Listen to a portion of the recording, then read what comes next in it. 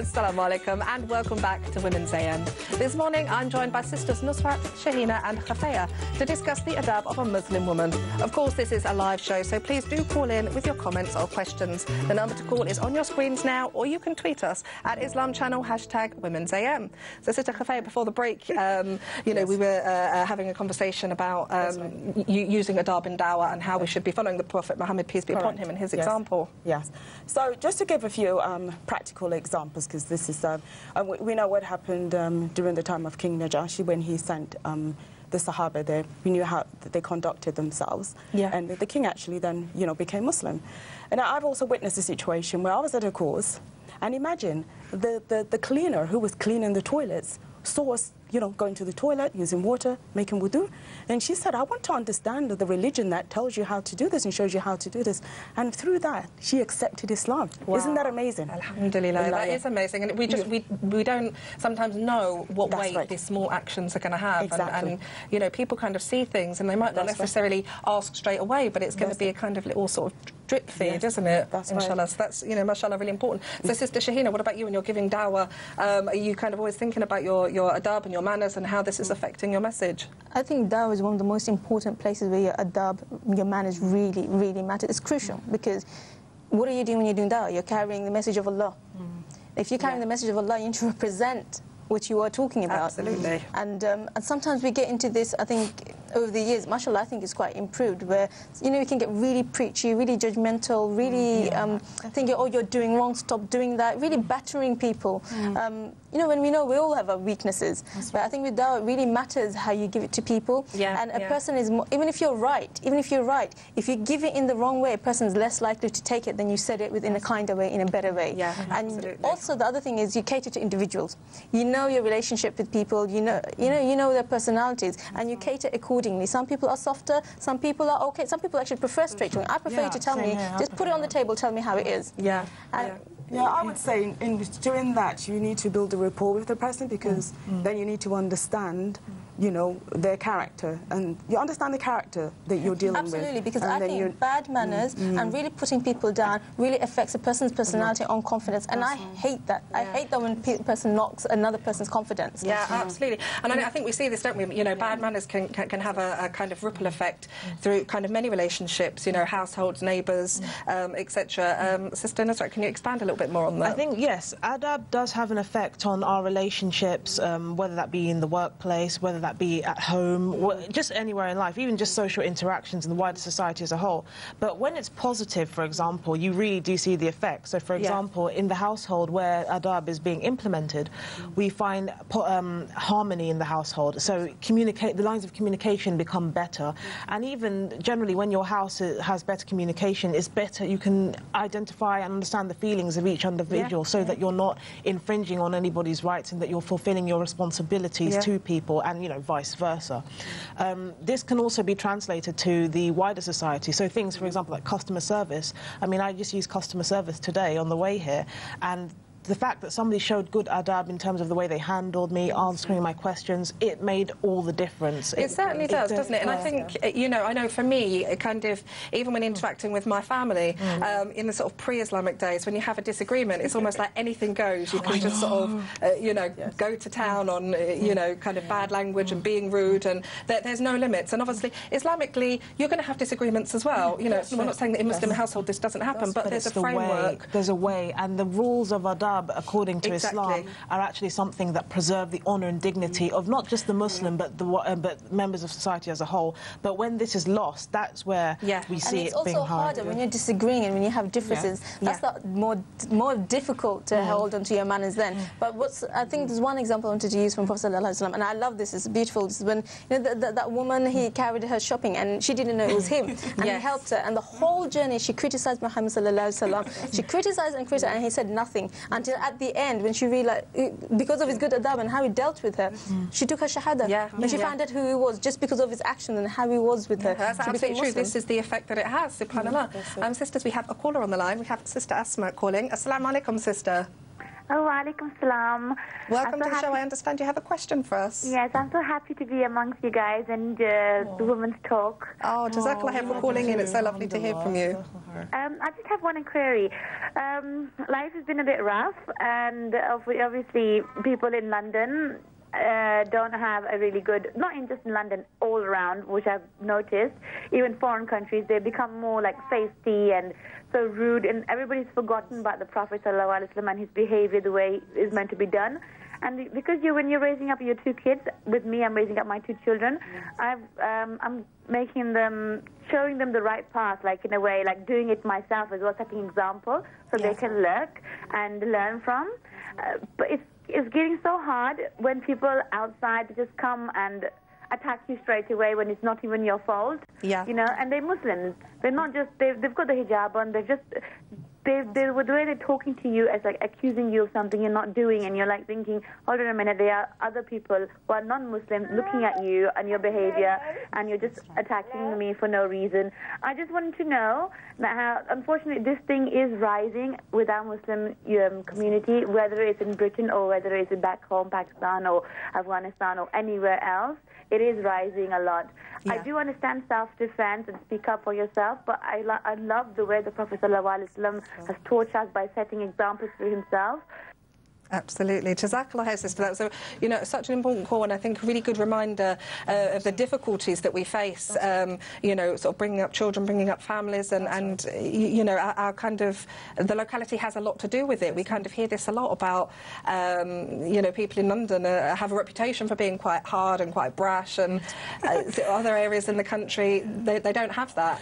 Well, I can see that contrast because I work in London and I live in the countryside, but London is just an environment where it's fast-moving, so there's lots of demands. People are not patient. They jump, because everyone, and that's just how it is. Yeah. But we should still maintain, be our integrity, our manners, because we will be showing that to other people. If someone is shouting at you, lashing out at you, you maintain that good character that you have. We learned that from the Prophet Muhammad ﷺ. Yeah, and that will slow them down. Almost become sort of acceptable, because we're living in a hustling, bustling city that, London is just almost accepted. Dropping. I agree. Like the fact that we live in London or we live in a city, that suddenly the standards of adab go down, and that shouldn't be the case. It shouldn't be the case. And what the sister mentioned, actually, something that even within the Muslim community we do need to address.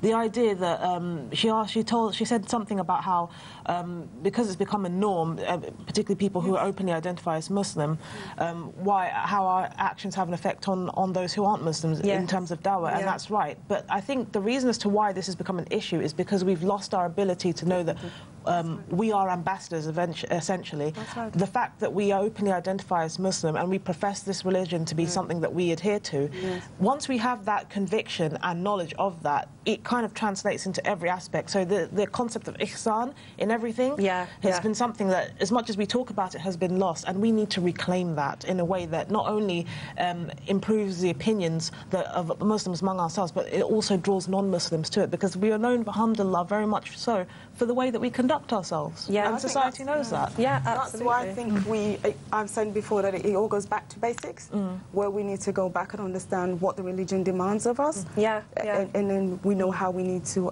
behave within the community. So I think this idea of going back and looking back, I think this is a very important. I think so. It's a very important way to kind of bring our own adab into line. And obviously, alhamdulillah, we're so fortunate that we have so many examples, from the women of the past, the Sahabiyat who excelled in adab.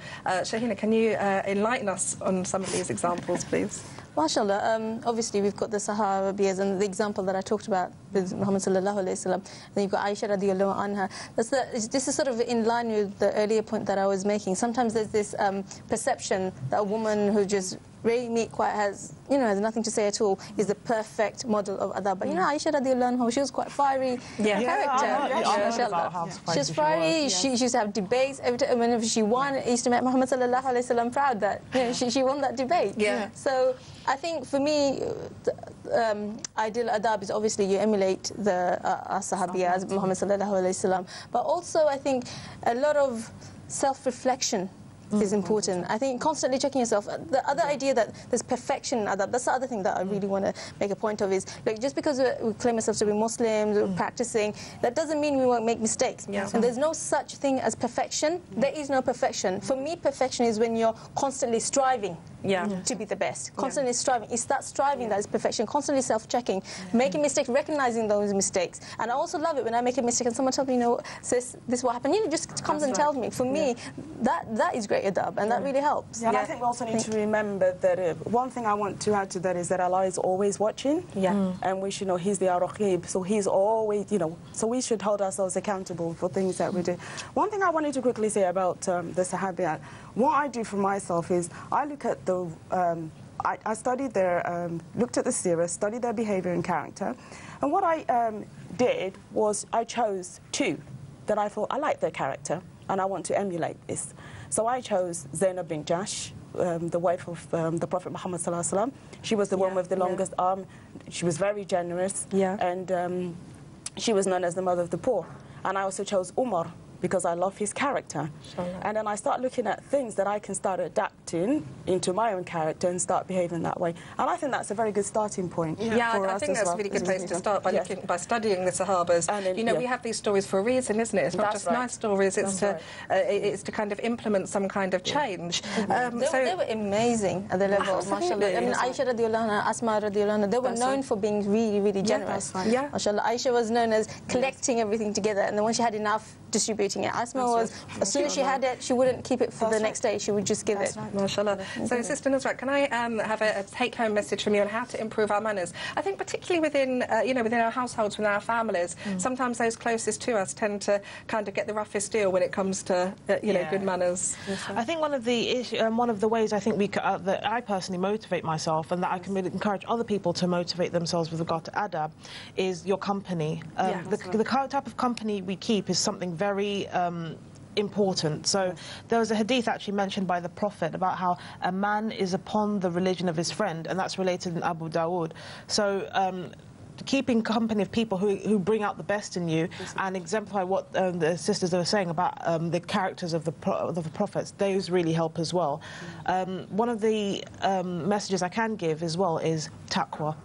Know that in every aspect of our adab and generally life, God is watching us. So once we have that and we have that sense of accountability, that translates into into our actions and how we interact with one another. So I would generally say always have God consciousness, always reflect, and never think that because the Sahabiyat were in a different time period that the rules of adab change. You can just make and adapt their characteristics to the way you work as well, and that is a good starting point. That's absolutely true. It's a constant, isn't it? It's you know, as Allah subhanahu wa ta'ala said, this is for all people, for all times. So I get it wrong as well. There are times where I get it wrong, and it can be. We all do. We all do, absolutely. But we shouldn't fall down. Just get back up. Can I just add that one important point is sometimes we think adab is just completely taking it on the chin and completely, you know, letting everything go. That's not adab. Adab is also giving advice when required. There's a time and place for when you should be completing, and you need to be strong about it sometimes. And especially in the face of, you know, there's so much oppression going on everywhere. In those situations, it doesn't mean, okay, you just be patient, be quiet, and it will go no.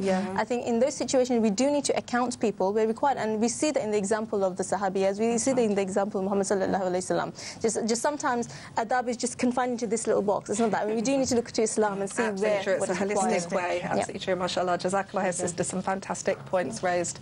Islam has answers for all aspects of life and has even taught us how to behave with one another and how to deal with problems when angry or upset, and how we must continue to have tawakkul, trust in Allah subhanahu wa ta'ala.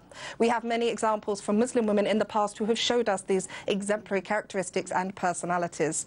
The Prophet, peace be upon him, said, the nearest of you to me on the day of judgment will be the one who is the best in character. And that's recorded by Bukhari. We have had a great discussion about this topic, and I'm sure it's left us all with a lot to think about. You can catch the repeat of this show tomorrow morning at 6 a.m. inshallah, and of course we have our highlight show on Sunday at 3 p.m. that will give you a roundup of all the best bits from this week. We're now off to another break, but do stay tuned as we'll be back with our last segment when we ask some younger Muslims what do they really think of mum and dad's role at home. See you in a few minutes. Assalamu alaikum.